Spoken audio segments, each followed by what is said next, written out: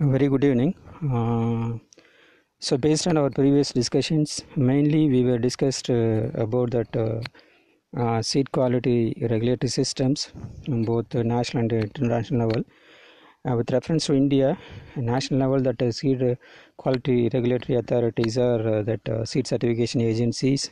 Under seed certification agency, two things are there. One is a central seed certification board, and each and every states they have their state seed certification board. So they are regulating the seed quality at the field level. Similarly, at international level, we have that OECD program. So that is also a international seed certification systems. Then AOSCA, that also international seed certification systems, and also they are the pioneer with reference to that seed certification that area is concerned. Then apart from that, that ISTA seed certificate program also there. So with the help of that, we can get quality checking. So once that seed is produced with appropriate quality, means appropriate quality with the internationally acceptable appropriate quality, means that material is we can go for export to other countries. So in that angle, today we are going to discuss about another important thing. So this is mainly about the plant quarantine systems and the sanitary and phytosanitary measures for export and import of the seed material. So the plant quarantine, the main purpose of that plant quarantine is mainly to ensure prevention of introduction of destructive pest and disease of plants from one country to another country. That is the main motto of that plant quarantine. So mainly this is to prevent the entry of the destructive pest and diseases of plants. So whatever that plants or plant materials are exported or imported from one country to another country, all those material must be subjected to that plant quarantines. In India, the plant quarantine activity is mainly carried out with the help of the National Bureau of Plant Genetic Resources and the Plant Quarantine Authority of India. So that NPPGR play a major role with reference to that plant quarantine activity regarding that import export of the plant and plant pods. Then apart from that NPPGR, that ICRISAT also have a very good laboratory, that plant quarantine laboratory. That laboratory also extending very good support with reference to exchange of the germplasms between that international institutions. So that ICRISAT potential also extending their support in coordination with the NPPGR for the purpose of plant introduction. Quarantines is normally divided into two categories, that exclusive quarantine and regulatory quarantine. That exclusive quarantine is applicable for wherever that country from which the material is importing is prohibited. Under that conditions, we can issue that exclusive quarantine. So through exclusive quarantine, we can do something, by that way we can import the material. Regarding that regulatory quarantine, so here that import is permitted if the material is accompanied with the phytosanitary certificates. So the material is accompanied with the phytosanitary certificate means we can import that material. Again, this also classified into three: domestic, international, and embargo. In the case of embargoes, that total prohibition on import, export of transport of plant material in a country. So this is inside about that the classification of the quarantine. So now we can discuss about that quarantine systems in India. So in 1984, Government of India they passed that plant, fruits and seed order, and that one came to force in 1985. The main features of this order is so after passing of these particular order, the seed material brought under the purview of the TIP Act, that is a Destructive Insect and Pest Act 1914. So regarding that importation of seeds, that is only through valid import permit. So that valid import permit must be given by the importing country. With reference to India, for import of any plant material or seed material, we have to the importer from the India side. They have to obtain that import permit from the NPPGR. So that NPPGR that offering that import permit after carrying out a lot of inspection, all those things we are going to discuss one by one. So that importation of seed material only through valid import permit. And another thing is that the import entry of the consignment is only there are accompanied with the phytosanitary certificate issued by the quarantine authority of the exporting country. So phytosanitary certificate normally given by the exporting country, so the plant quarantine authority of the exporting country.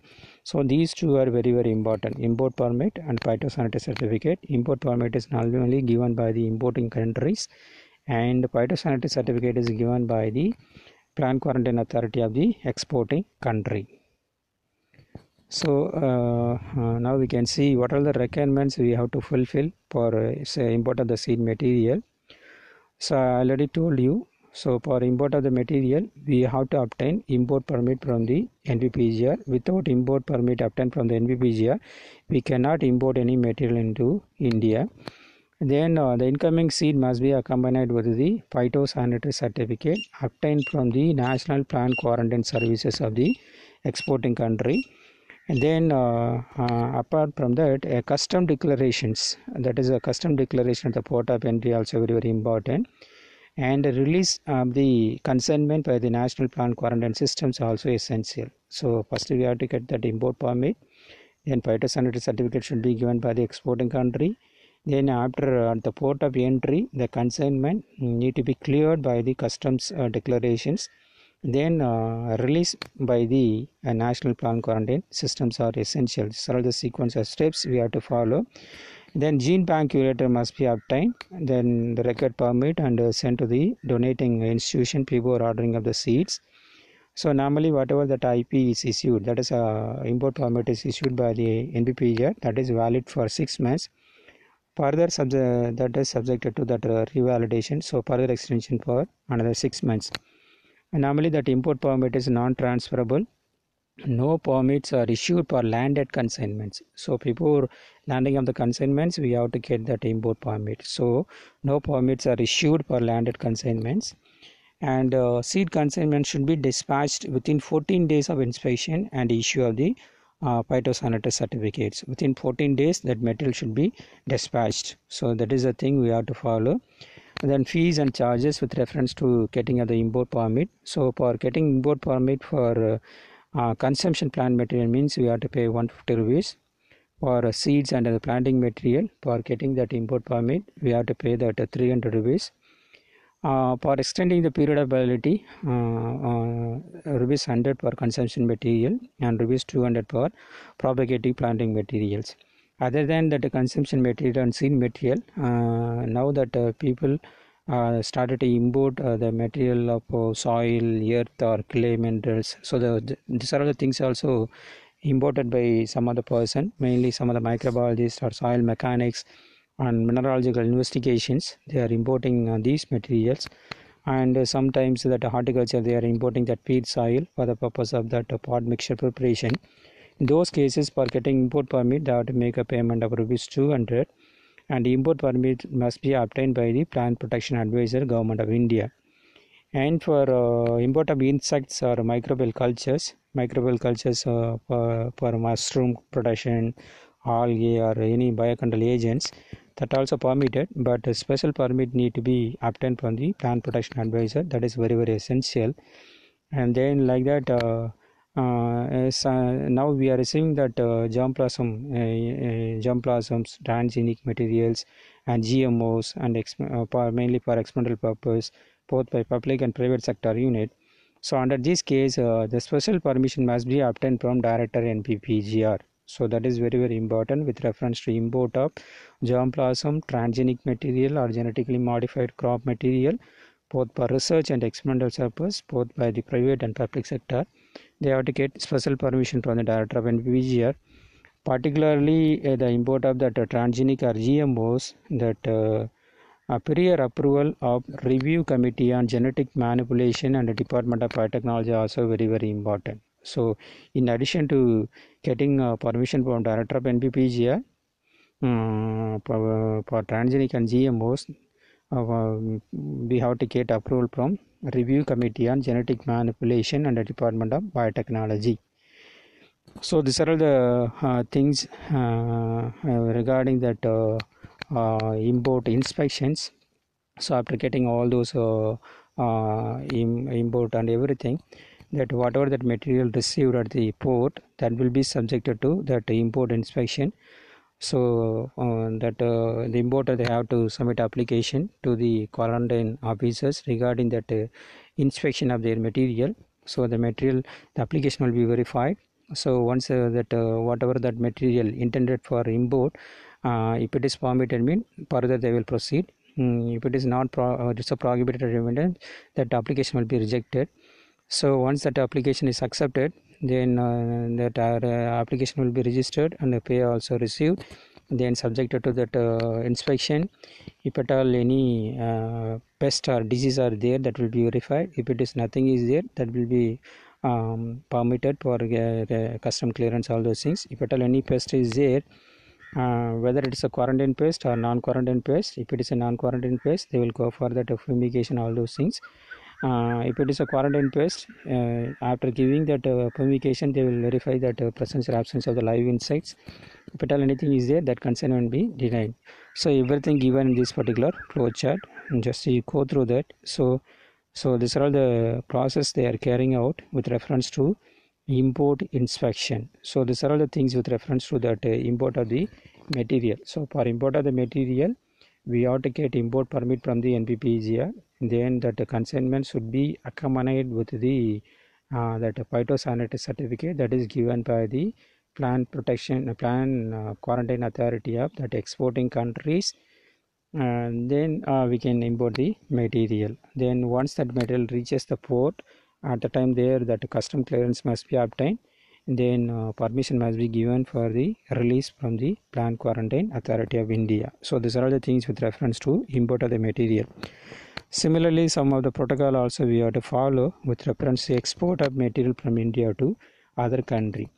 So whoever interested to export their material from India to other country, they have to submit an application to the plant quarantine officers with a request to inspect the material. So that appendix and POM number and everything is given here. So that application should be submitted well in advance, or at least 2 to 3 days period to actual date of shipment of the consignment.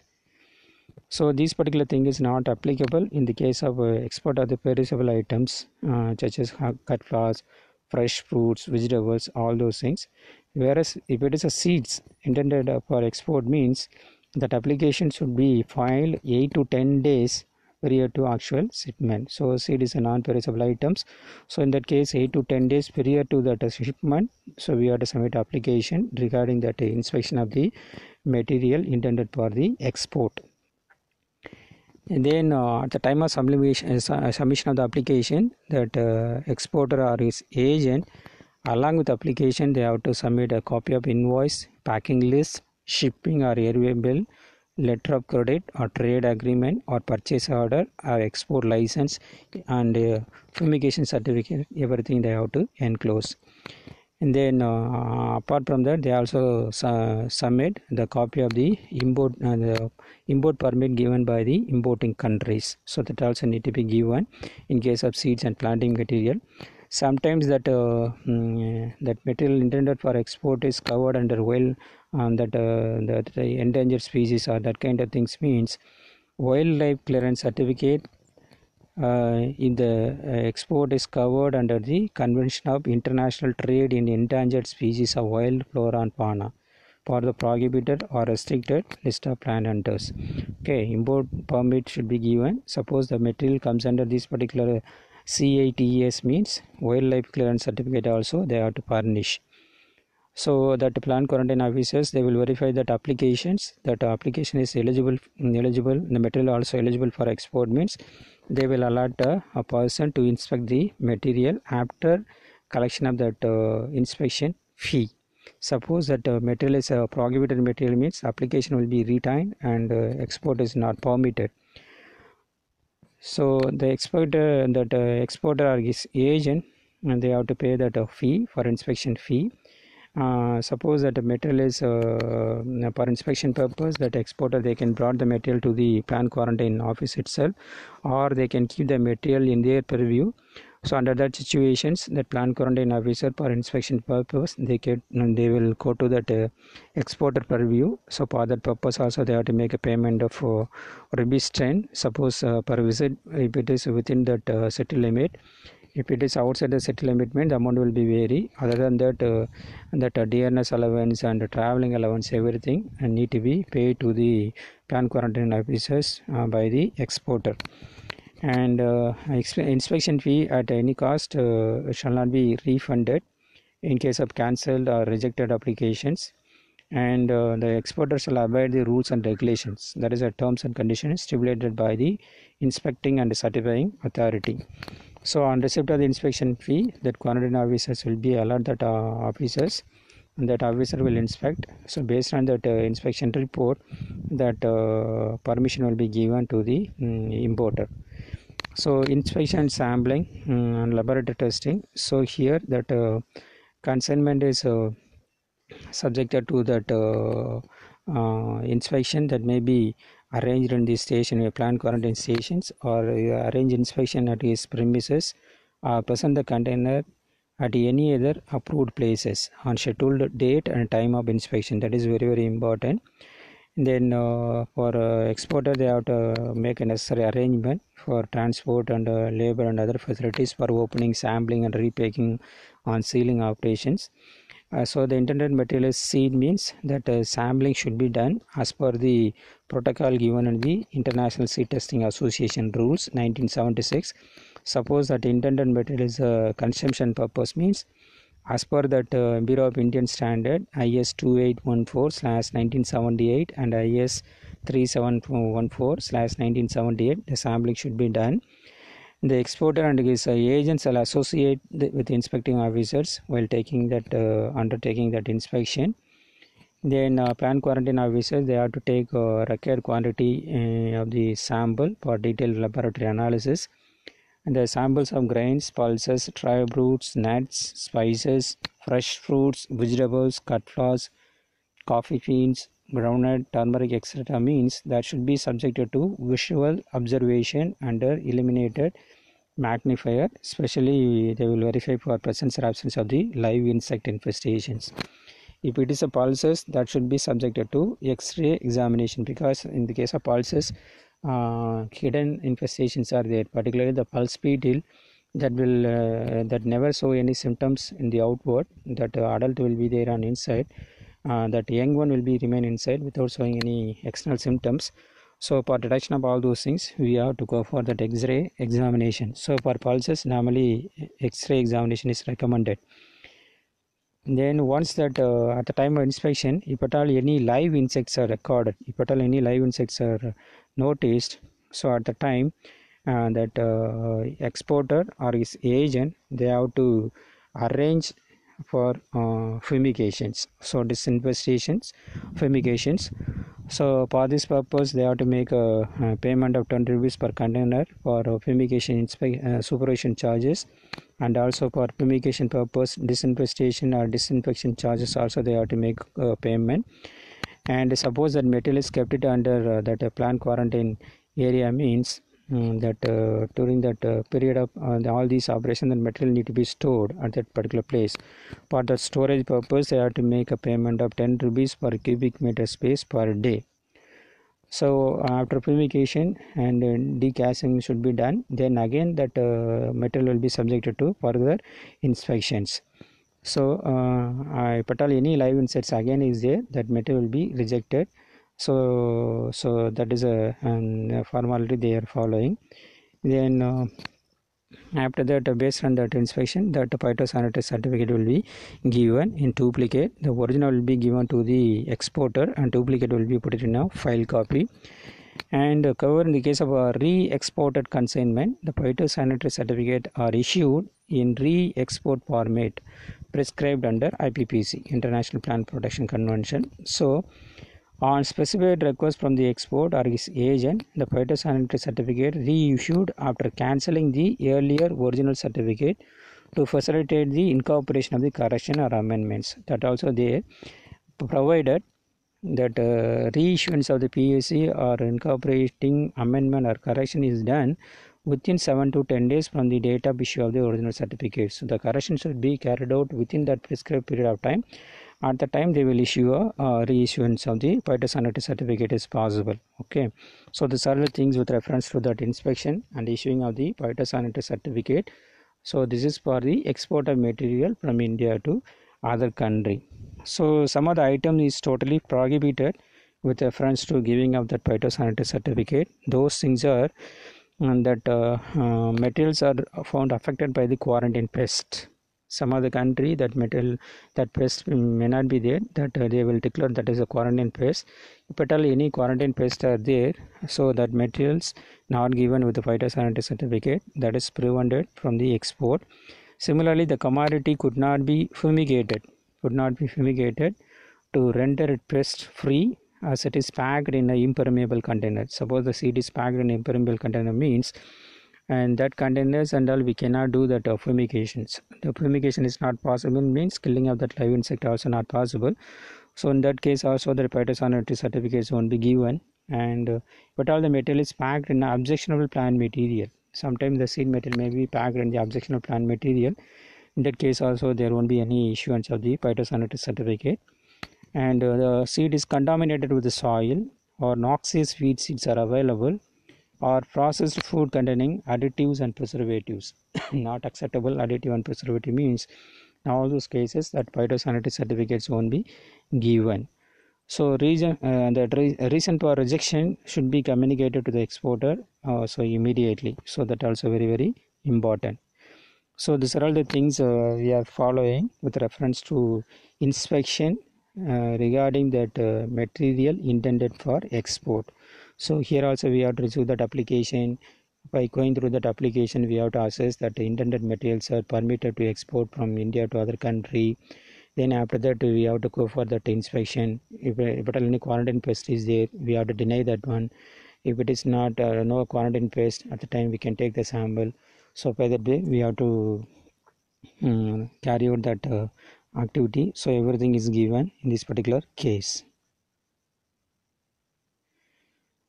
So that agreement on the application of sanitary and phytosanitary measures, mainly to set out the basic rule for ensuring food safety, animal safety and plant health standard. So that is our main aim of this one. It allows a country to set out their own standards. And what are the standards set out by the country, that should not be arbitrary, and that should not be unjustifiable, and that should not be discriminative from one country to another country. And also members of the countries are encouraged to use international standards and guidelines and recommendation wherever that exists. And also agreement allow the country use a different standard and different method for inspecting the products under this particular agreement. So these are all the things with reference to that export or import of the material. So what are the activities we need to carry out?